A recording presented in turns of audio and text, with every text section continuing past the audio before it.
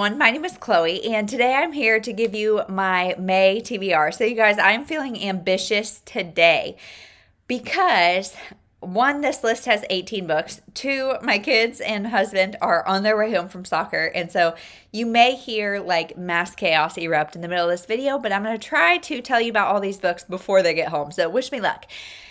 Anyway, I have been kind of in a season of no TBRs, and I've been loving that. Really, since like late fall last year, I just have decided, you know what, I'm just going to mood read. I have a lot of books on my shelf, and I'm just going to try to kind of get through those and just read whatever. Like, I'm at a point where my owned books are pretty manageable. Like, they feel pretty good.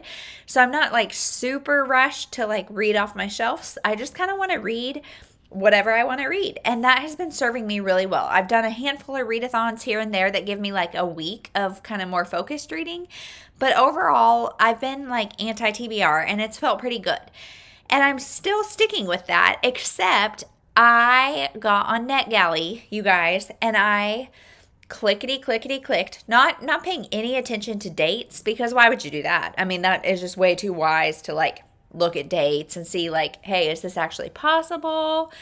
Just click away. It's fine. It's fine. So now I have 18 books to tell you about, and these are just the books that are either currently checked out on my Libby or they're on NetGalley. And I have 18 of them. So I'm going to need you to wish me some luck, and let's just get into the book. So the first one is A Wedding on Sunshine Corner by Phoebe Mills. So this is it's a second book in a series. I have not read the first one, but it is about Sunshine Corner, which is a daycare that I think is run by a group of girls. I think they're friends, maybe sisters, but whatever. This one specifically is a brother's best friend, enemies to lovers, single dad. So she is a daycare teacher, and one of her kids' parents is her brother's best friend, and they have to work together to plan the brother's wedding. So they are not fans of each other for some reason. And, I mean, there's obviously some sketchiness because she is his kid's teacher. And I love all of those tropes. I love brother's best friend. I love single dad. I don't love enemies to lovers, but maybe this will work out okay. And planning a wedding is like what happens in the spring and early summer. So I'm really excited to read this one ASAP.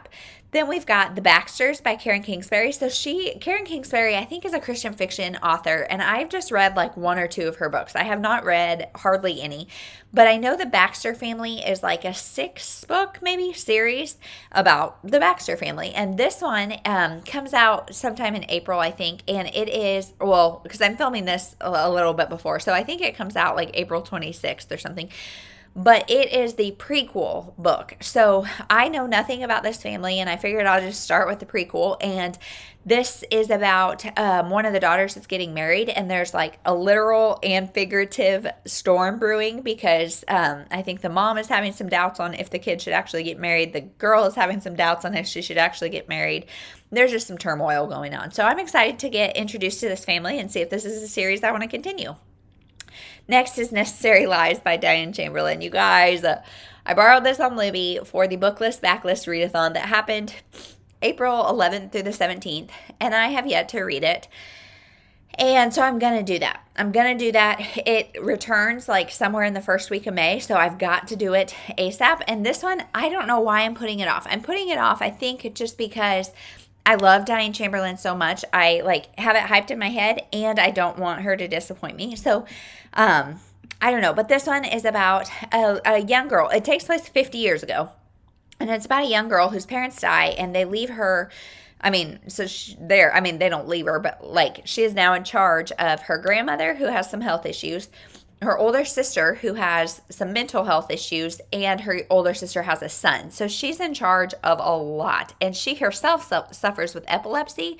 So it just sounds like a really challenging situation. And so then concurrently, there's a story of a social worker who typically gets a little too involved in her cases.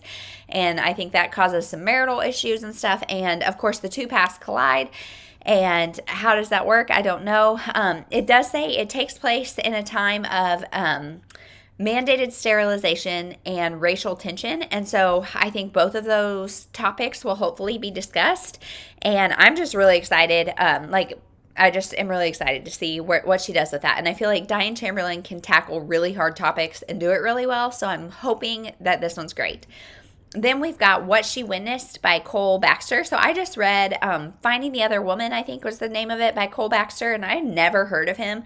He's a thriller author that has a pretty extensive backlist, and I had never heard of him. And so I enjoyed it enough. I think I gave it 3.5 stars. It wasn't the best thing. It was pretty simple and straightforward, which sometimes I kind of need that. Like, a lot of times I kind of need that. So this one is about a husband. This woman, her husband died of an allergic reaction to peanuts or something, but her mother-in-law accused her of murder. So she was taken off to jail before the autopsy was even done to prove that it was an allergic reaction to nuts. And so she's separated from her son.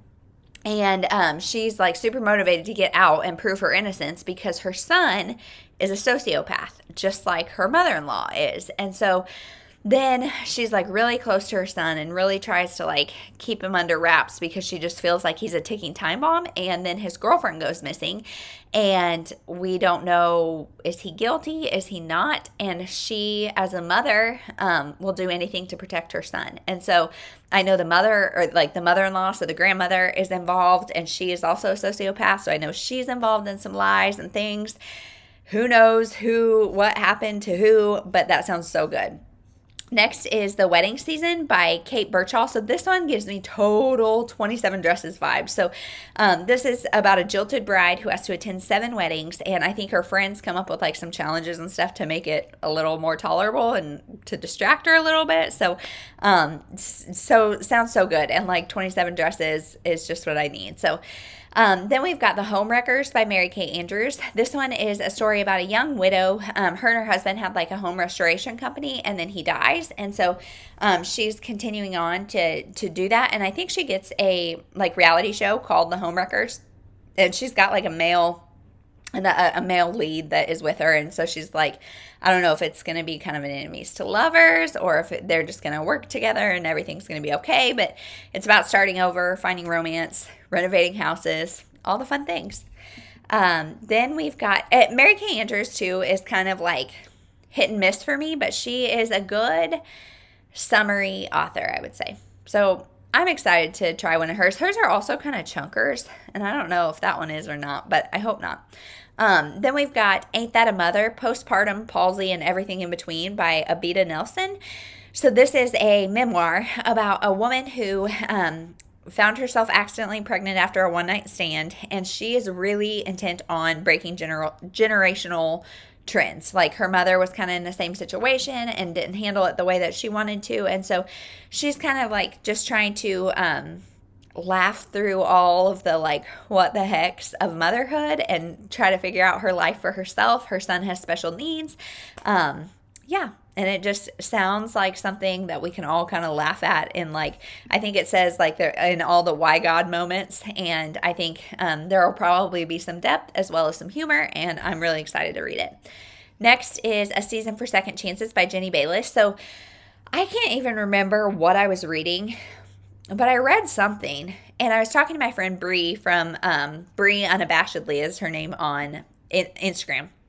And she was telling me like, gosh, I can't remember what book it was, but I was so disappointed in it. And like, I had all these expectations for it. And she was like, if you want a book like that will fulfill those expectations, read this, A Season for Second Chances by Jenny Bayliss. And so I put it on hold, and lo and behold, now is when it comes in. So this is about like an older woman. She's recently separated. She owns a restaurant, but it's kind of running on its own without her. Her kids are grown. They don't really need her anymore.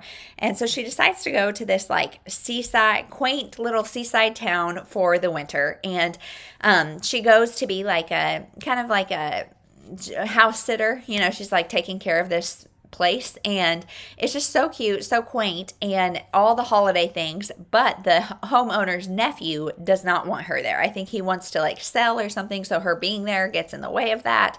And so it's their romance, and I'm really excited. Like, I oddly love sprinkling in Christmas reads when it's not Christmas, and especially like I feel like I've got a lot of like springy summer reads, so that one will be a fun thing, and hopefully it will scratch the itch that the other book did not.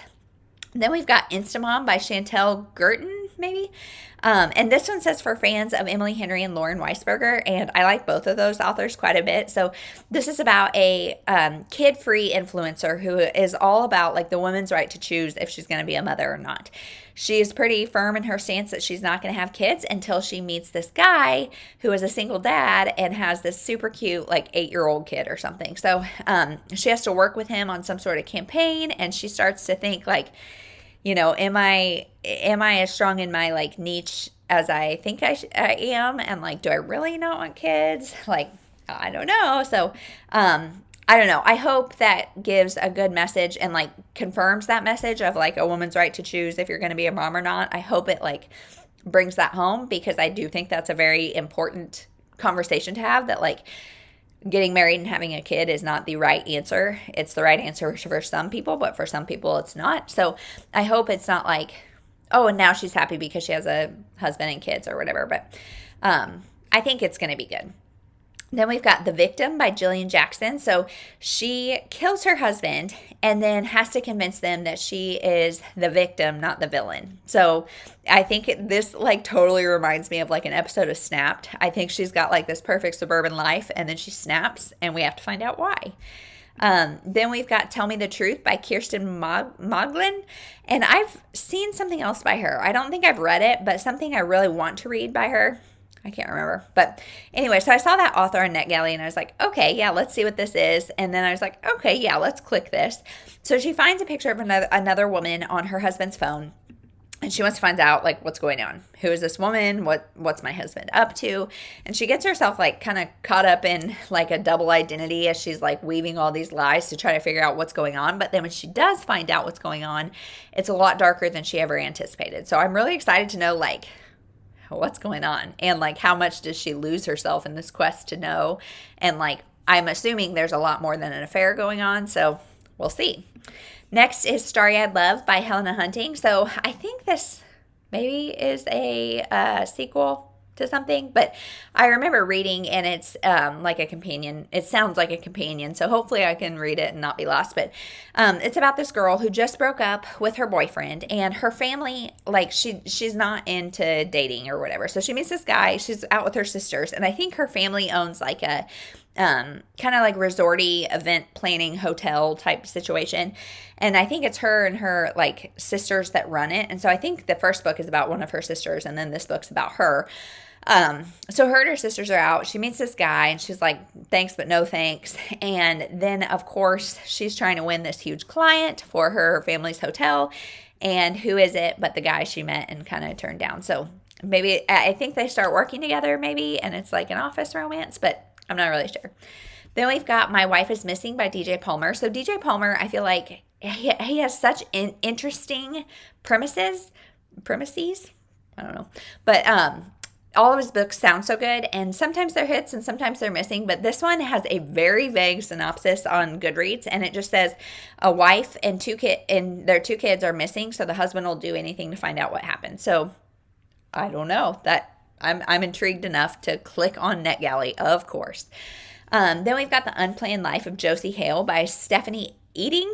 And this is about a girl who is unexpectedly pregnant. Her and her husband were about to get divorced. They were trying to save their marriage, and whoops, there's a baby. So it's her ex-husband. And so she goes back, I think, to her hometown, and it says she comforts herself with deep fried food and old friends. And it hints at a second chance romance with her like high school crush, and it's a chance to start over. And I just really like those kind of stories. So it sounds like it's going to be funny and like really relatable. Then we've got Anything Stronger by Gabrielle Union. So I just read her first memoir, We're Gonna Need More Wine, in April, and then now I'm going to read this one. So the first one, I wouldn't say they're like linear, and that like the first one was about like the early years of her life, and then this one's about later years, because it does like kind of jump around. It was more like thematic than necessarily like sequential in her life. But the first one did really talk about her like finding her place in her race and being raised in a predominantly like white area as a black woman. And then also she was raped as a young person, as a teen, I think. And it talked that the first book talked a lot about that. Now, this second one, I think, talks more about her struggle with getting pregnant, her marriage. She is married to a basketball star. I think she still is. I don't really know. But, and all of that. And then I think they have a trans child. So I'm assuming all of that is going to come up in this book. I don't really know. I did like her writing style. I thought there were times when I was really laughing. It's a little more crude than I would love, but I'm definitely excited to read it. Then we've got The Final Hunt by Audrey J. Cole. So this one is about a woman whose husband disappeared while he was out hunting, and he's presumed dead. But now that he's disappeared, she's finding incriminating photos that kind of lead to the belief that he is involved in some serial killings that are going on. And so now she's like, okay, so if he's doing all this without me knowing, is he actually dead? Or is this like some escape plan? What's going on? So I'm guessing based on the title, The Final Hunt, that she goes to look for him, or maybe somebody goes to look for him. And is he alive? And if so, I'm sure he's dangerous. I don't really know. Sounds good. Looks snowy and kind of like crazy. Then we've got Meant to Be Mine by Hannah Orenstein. So I read the ice skating book by Hannah Orenstein. I can't remember what it was called, but that's the only thing I've read. But I loved that book. I loved the discussion around like an athlete and what happens when you can no longer do your sport. I really liked that. I thought the writing style in that book was great. So this one is a really interesting premise. This is about a girl, a woman, I guess, who knows the date that she's going to meet her soulmate. Her grandmother had this talent for like predicting when people were going to meet their soulmates. So she finds out the date, and it's like June 22nd, June 24th, 2022, or something like that.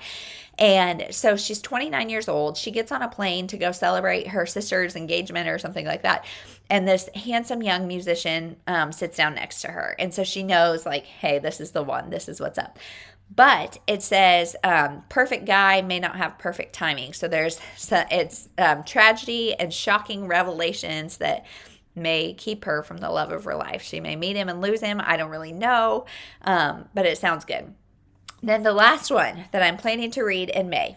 Now, of course, this is not set in stone. I'll probably throw some other stuff in there, but these will almost definitely get read since they are NetGalley. And you guys, I am an Enneagram 2 wing 3, I think, but that 3-ness is really strong in me, and that like if there's a publication date, I need to read it by that publication date. For sure the archive date. So like these will get read. The NetGalley ones will. But the last one is Island Time by Georgia Clark. So this one, I just, not recently, but I read It Had to Be You by Georgia Clark, and she does like these ensemble rom-com type books. And so this one is about like kind of a loud, messy Australian family, and then this super like sophisticated, buttoned up, kind of hoity-toity American family. And their daughters get married, and they're on Queensland, and a volcano erupts. And so they are all stuck together for 6 weeks. It's just the two families and I think 2 island employees stuck, stranded for 6 weeks. Could not be more opposite. Sounds really fun.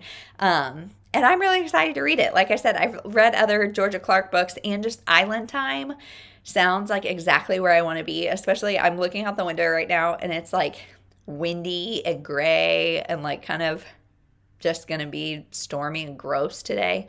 Like, I feel like I should read Island Time right now. So that is my May TBR. It is ambitious and it's a little intimidating, but if any of these books sound good to you, let me know. If you've read any of the other ones that I'm going to read, or if you want to buddy read any of these, you just let me know.